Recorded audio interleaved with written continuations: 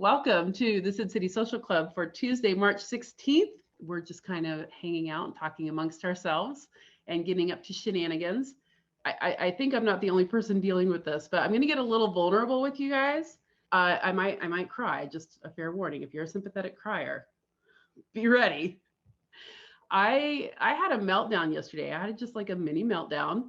Um, I just all of a sudden I was just hit with this really intense feeling of sadness. Just I got an attack of the sads, and it started with just this wave of really missing Sid because he's been gone for a couple of weeks now, and I just came out of nowhere, just whacked me in the head, and I was confused by that at first because I'm used to going long stretches without being in communication with him when he's working. We don't really have anything to talk about, but then I realized we've been in constant contact for a year.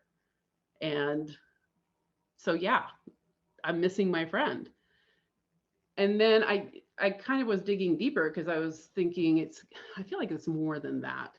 And we just passed a pretty significant anniversary this weekend.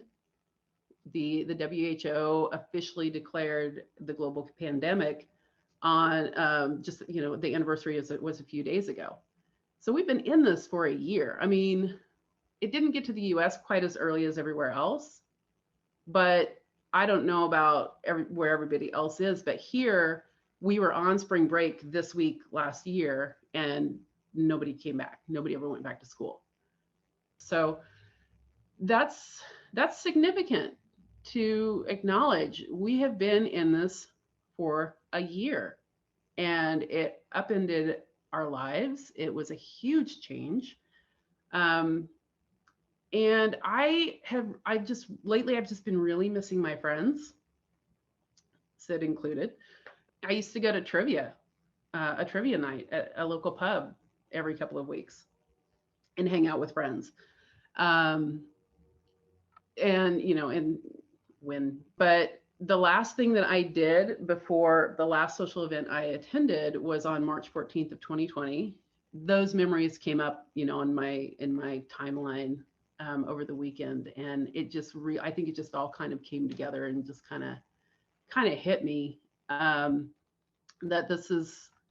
there's a lot that is going into these feelings.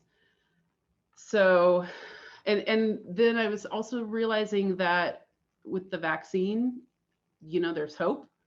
And at the same time, that's giving me anxiety again because things are about to change again. And we've kind of, for better or worse, we've gotten used to isolating. We've gotten used to, this is my routine on Tuesday nights and on Friday afternoons, is coming in and doing this social club with you guys. And there are just things that we won't be doing anymore. I can kind of see there's no end date for the social club yet, but I can see that we're heading that direction. And that's going to be a significant change, which is causing me some anxiety and I think just some pre-warning maybe for that. I have Team Mel, who I can go to when these things are happening, and I have a toolbox. It was really good timing because I had a therapy session yesterday already scheduled. So, have a meltdown, and then a couple hours later get to talk to my therapist about it and kind of work through some of what was going on. But and I have a couple of friends that I can reach out to. I have my toolbox of I've dealt with. I've been managing depression and anxiety for quite a while. And so I have a toolbox for dealing with this, sort of thing. So journaling, meditation, going for walks, sending stupid memes to my nieces and nephews and making them roll their eyes and cringe, rewatching TV shows. So I just wanted to touch on that and share a little bit about that because I am hearing from some of you about some things that you're struggling with. Kind of along the same lines. And I just wanted to say, hey, you're not alone. I think it's pretty normal at this stage of this collective experience that we've been going through to be feeling sad, to be feeling some anxiety about what's coming next, to be missing our friends again as we pass this 1 year mark. And it just kind of is hitting home that, wow, this is, when you lose a loved one, that 1 year mark, you grieve again. On the anniversary, you grieve again. And here we are, we're still in it. And I think it's natural to grieve what we lost a year ago. So just throwing that out there. And if anybody wants to jump in and talk about that, you are welcome to do so. I do want to give a little space if somebody wants to talk a little bit about what you've been going through as well. I think it's really healthy to acknowledge when we're sad and to talk about it with other people.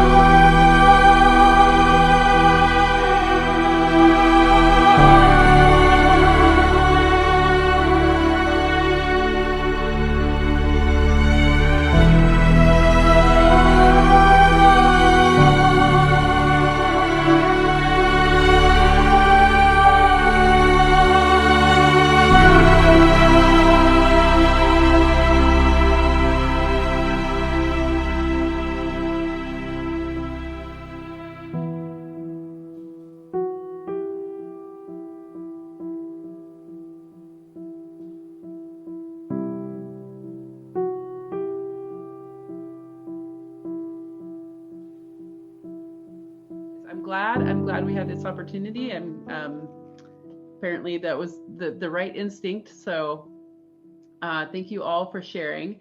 I have 2 people who signed up to share their art tonight. So Nancy and Janina, if you want to just let me know if you'd like to do it now or if you'd rather wait. Oh God, not Janina. No, really? No, go to bed, Janina. Go to bed. She's supposed to be in bed, but no, she stuck it out. She says she's never going to sleep again.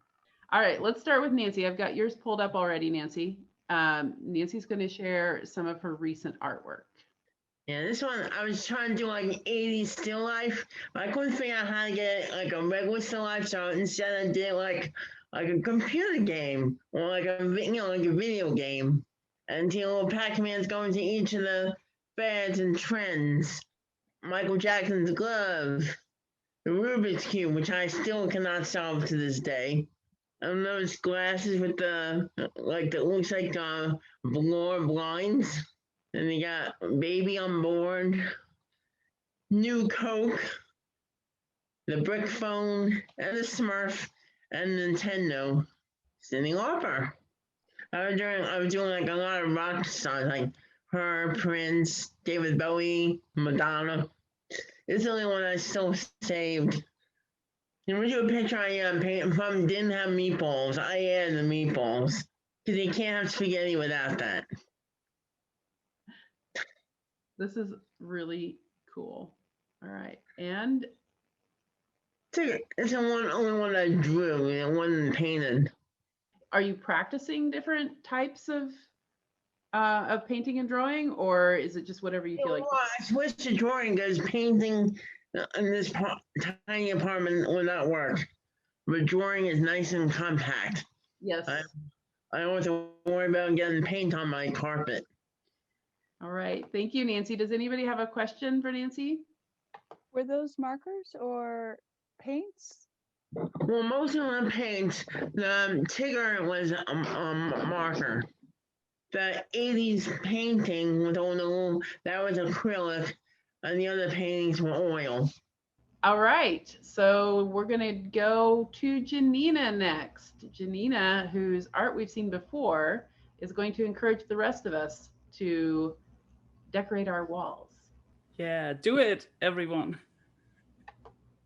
You can see behind her all these beautiful murals.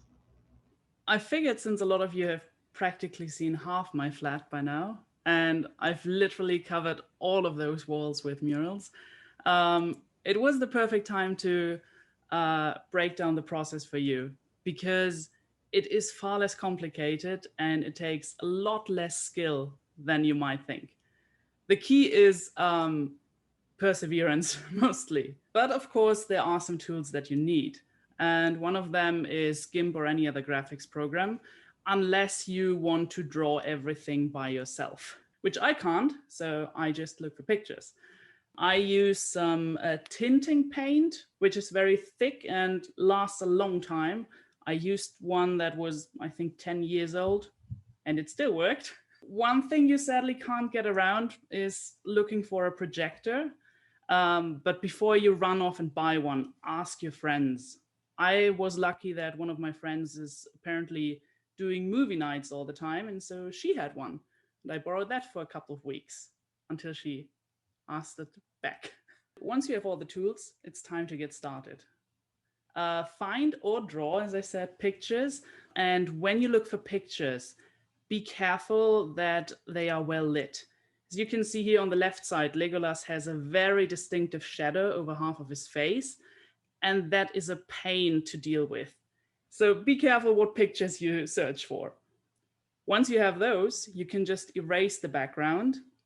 And then most graphics programs have this little function.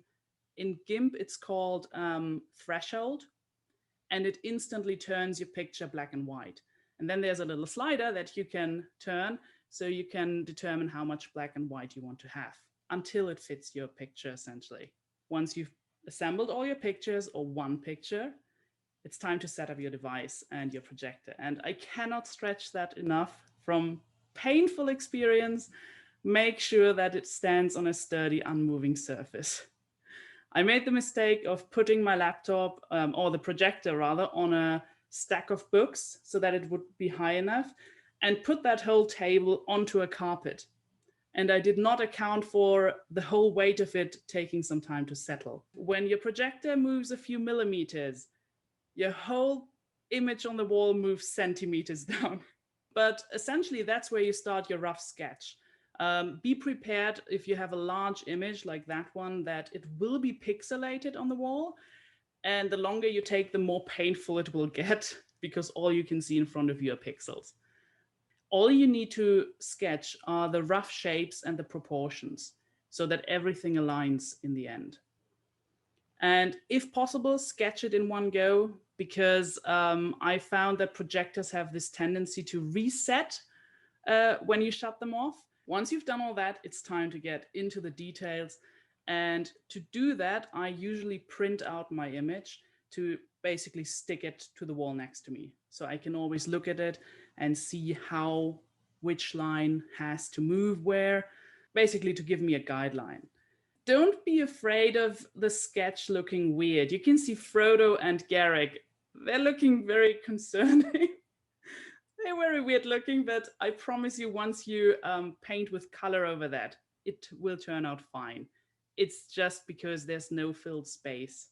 Which brings me to essentially the last step, coloring the whole thing. If you can test your colors first, you can do that on paper. You don't have to smatter your wall with it.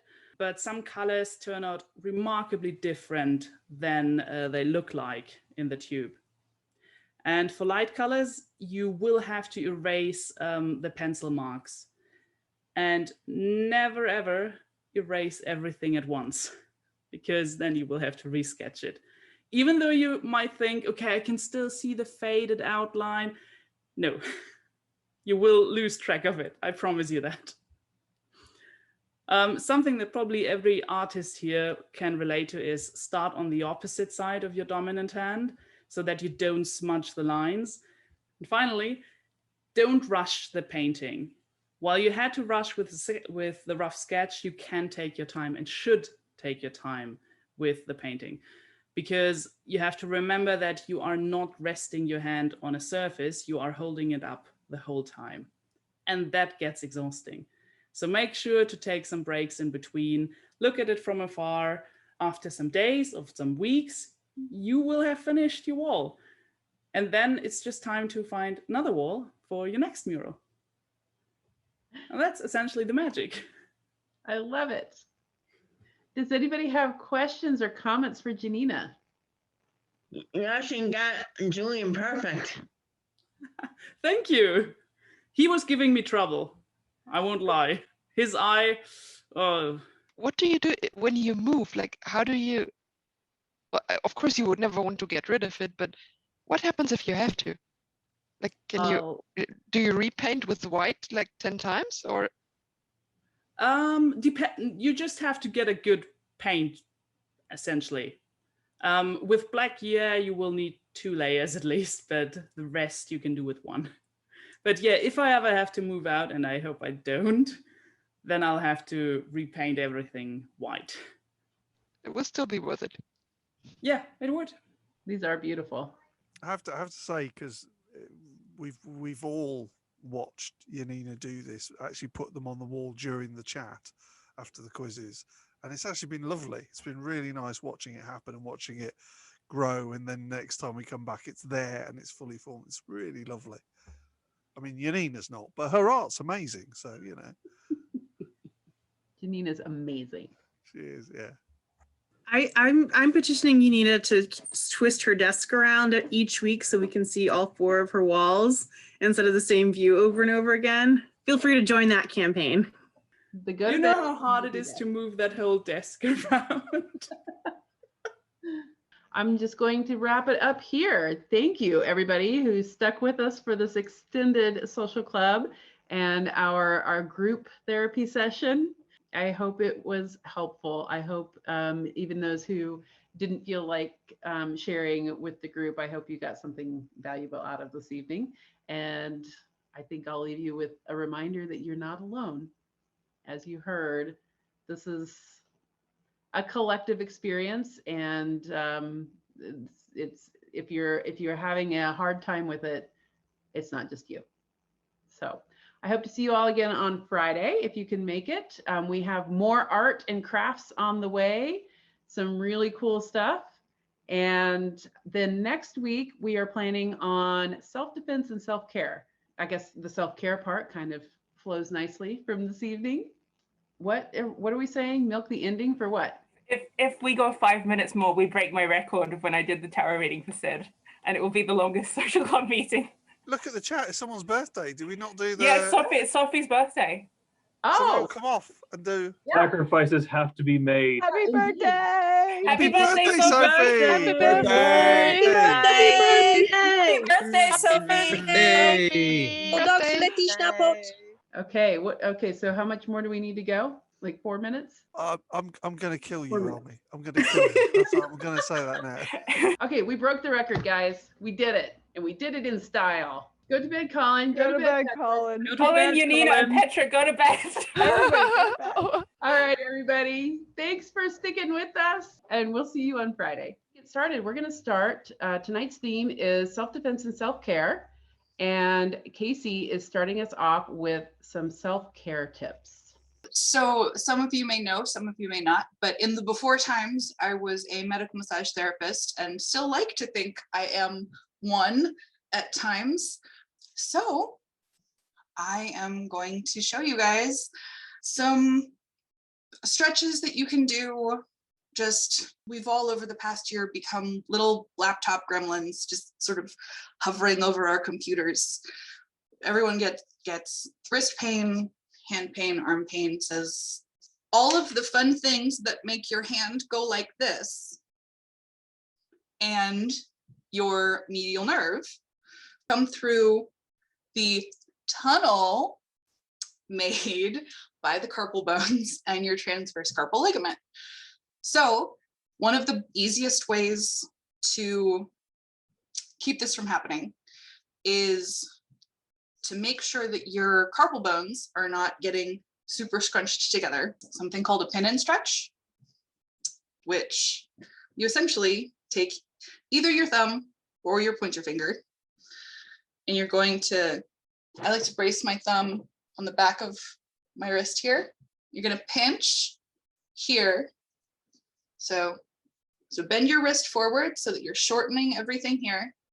Pinch and bring your wrist back and keep this finger in the same spot.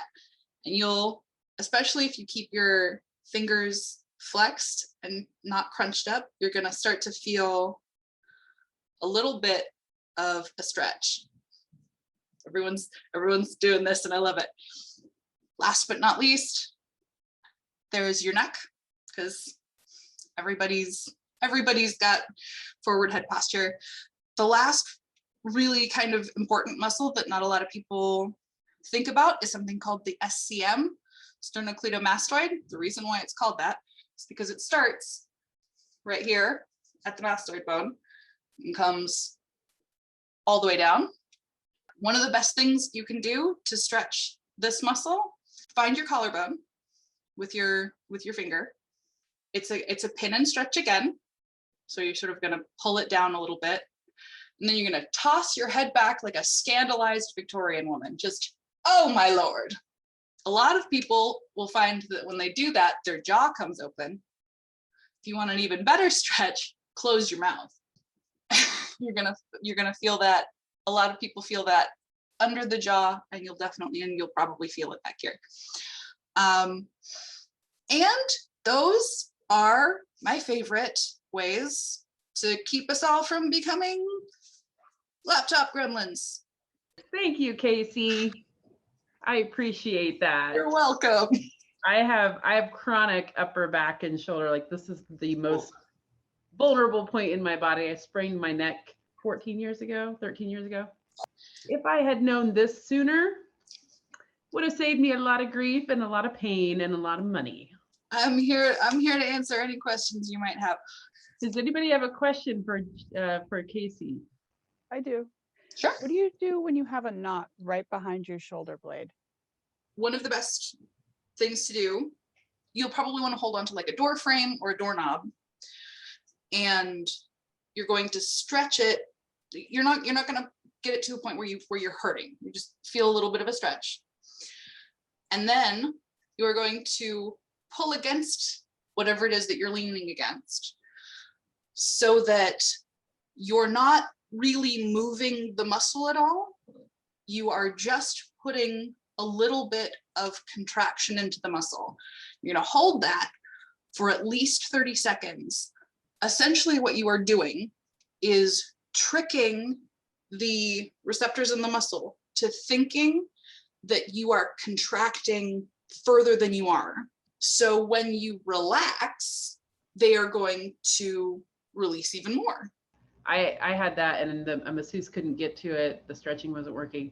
So I had to go do dry needling a couple of times, which sounds a lot scarier than it is, and it feels really weird, no lie. And I cried for like 3 hours afterward, not from the pain, but because it released so many toxins that had built up in my muscles.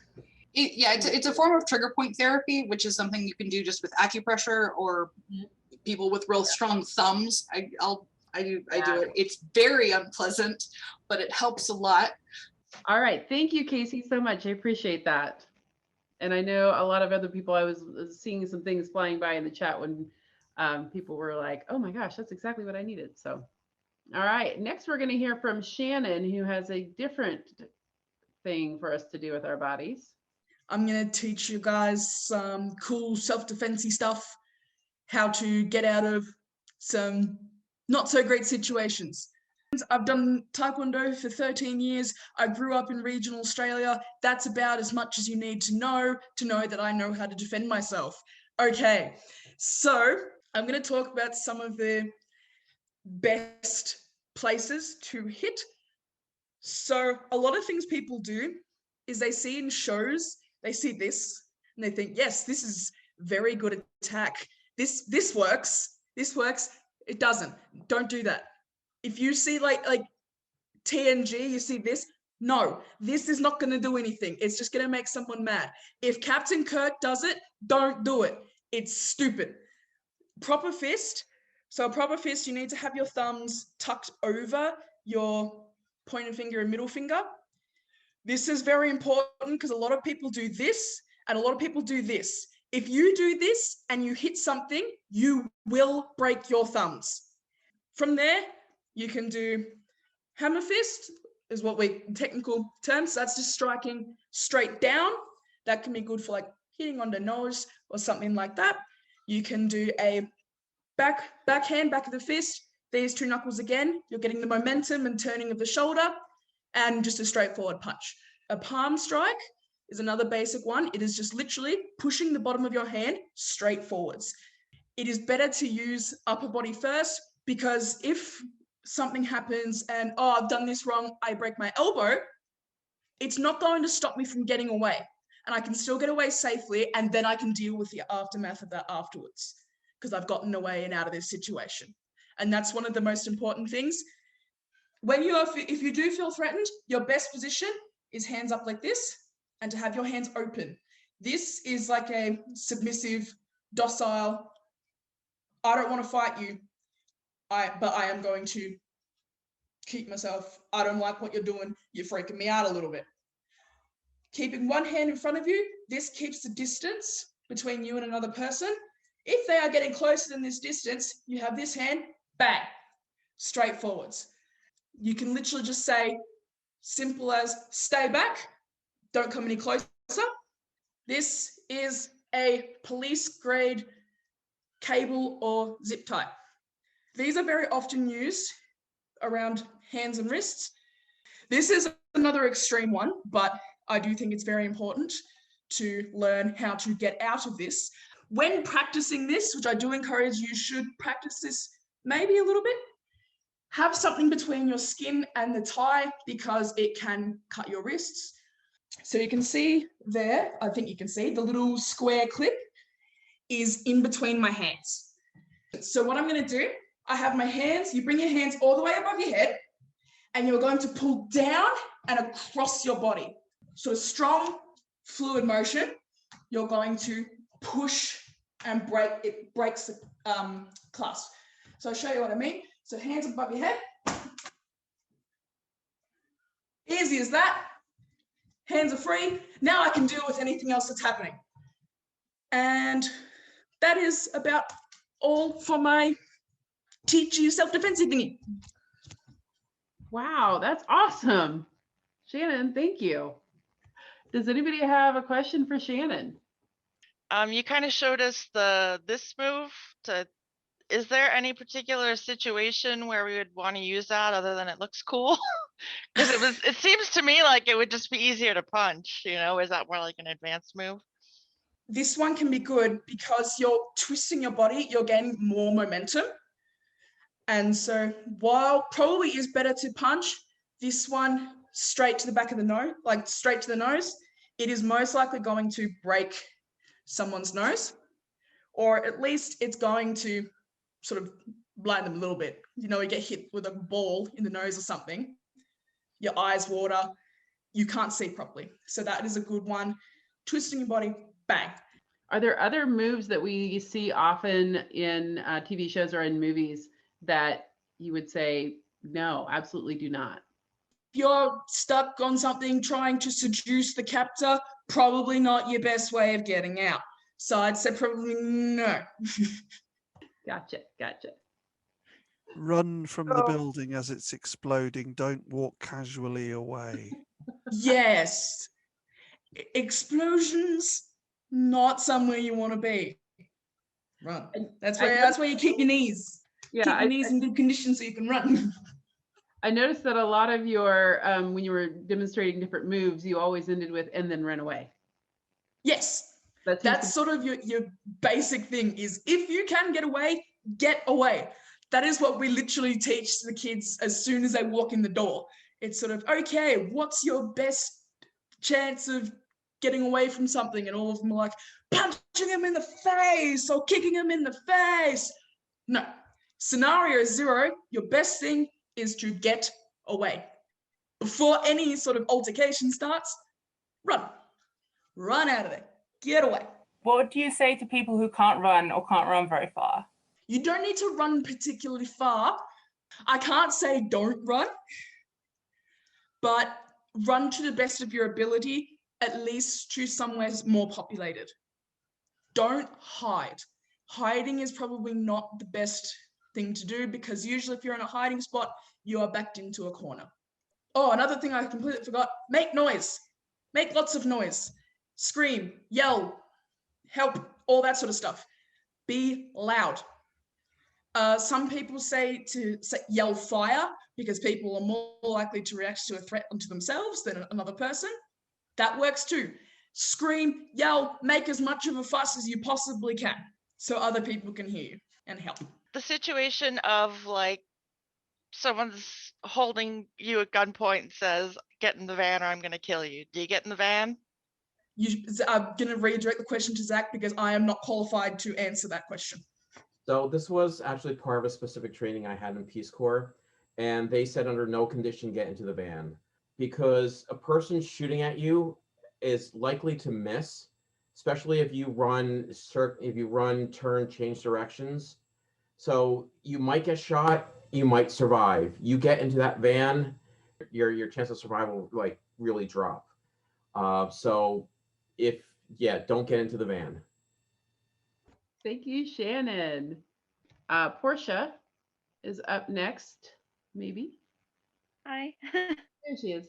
I don't really have a presentation because I just signed up this morning because I wanted to make sure someone brought up self-soothing and grounding techniques because it's something I use every day. I hope it's helpful for other people.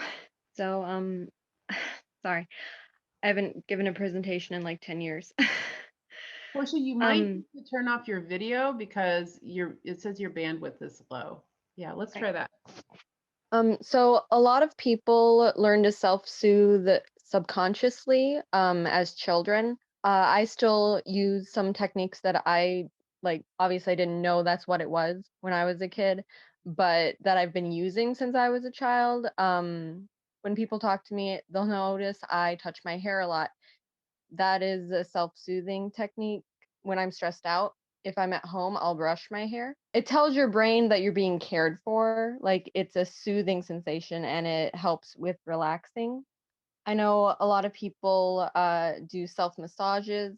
That doesn't really work for me, although I will definitely be trying some of those things Casey was showing us. But I know a lot of us in the club have an interesting relationship with sleep. In that we don't do it enough or when we should be. I know it's definitely gotten worse for a lot of people with this whole what is time experience that we've been living in. I don't really sleep through the night ever. And a lot of the time, even when I'm physically tired, my brain doesn't want to shut off.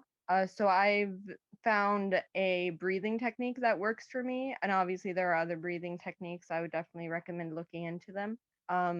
Which is I count my breaths, but I only count 1 and 2.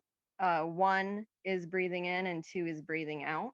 I sometimes also visualize the numbers. I personally can't count up because it makes the numbers just start coming quicker, and like it does the opposite of what I'm trying to do. I once counted to over 900 sheep. Doesn't work for me. If you count sheep and it works for you, that can also be a good thing, but everyone's different.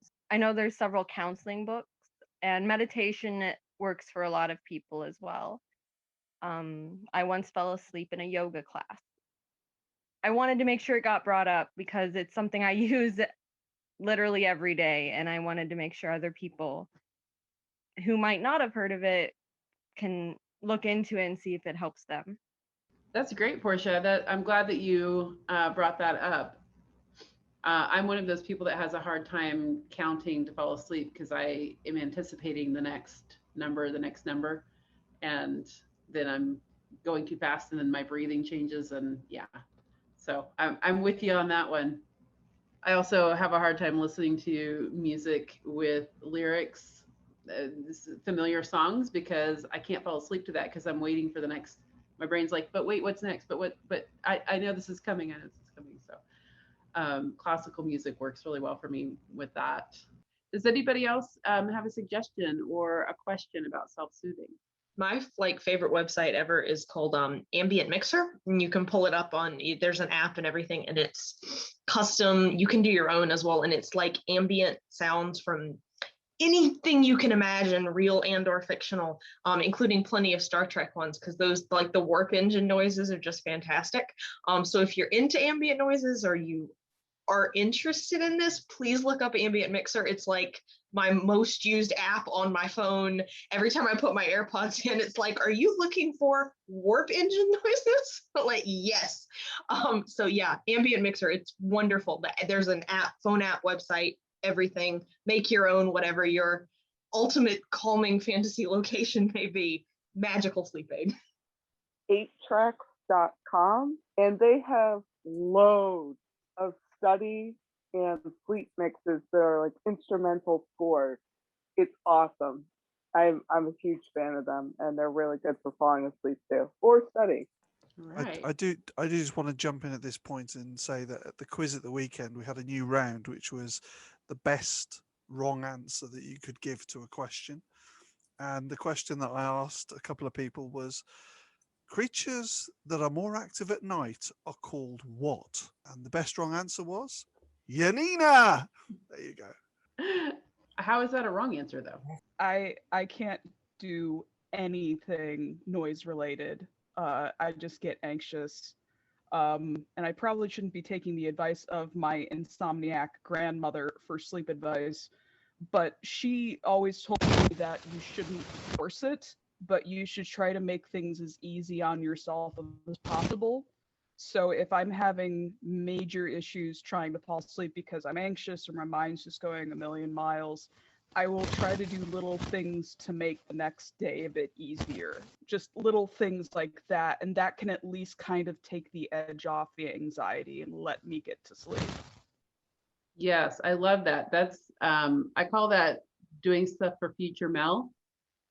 Future Mel, well, Mel will thank me if I do this now. And I apply that not just at bedtime, but pretty much every day. There's something that I have to talk myself into doing, like getting groceries, drinking some extra water, or taking my vitamins, or going for a walk, or cleaning out the cat box, or whatever it is that I'm putting off. And I just say, listen, future Mel will thank you for this. And then I think it's also important when you encounter later on, you've done something for yourself for future you, and it pays off. You say, thanks, past Mel, or whatever your name is. I just wanted to get Zach's input real quick, because the whole time we're talking about it, Zach's just sitting there going, So the brain doesn't, being able to predict something is very comforting for the human brain. It creates kind of a safe space, it's predictability. Anytime that there's something new that you don't understand, there's a little bit of stress involved. And that stress isn't always bad, but if you've got a lot of things coming at you at once, it builds and builds and builds. So having that, so for some people that stress and then release with like a mystery works out well, because it's sort of like tensing a fist. And if you want, I can go through progressive muscle relaxation when we're done, which is about the same thing. But it's like tensing a fist. You do that, everyone squeeze a fist, you feel pain. You'll feel the muscles, you'll feel the pain as the muscles tighten, and then you release, and then all the muscles kind of feel relaxed and nice and at ease. That's what happens with a mystery when you don't know something. There's that tension of not knowing, and then the release when everything works out okay.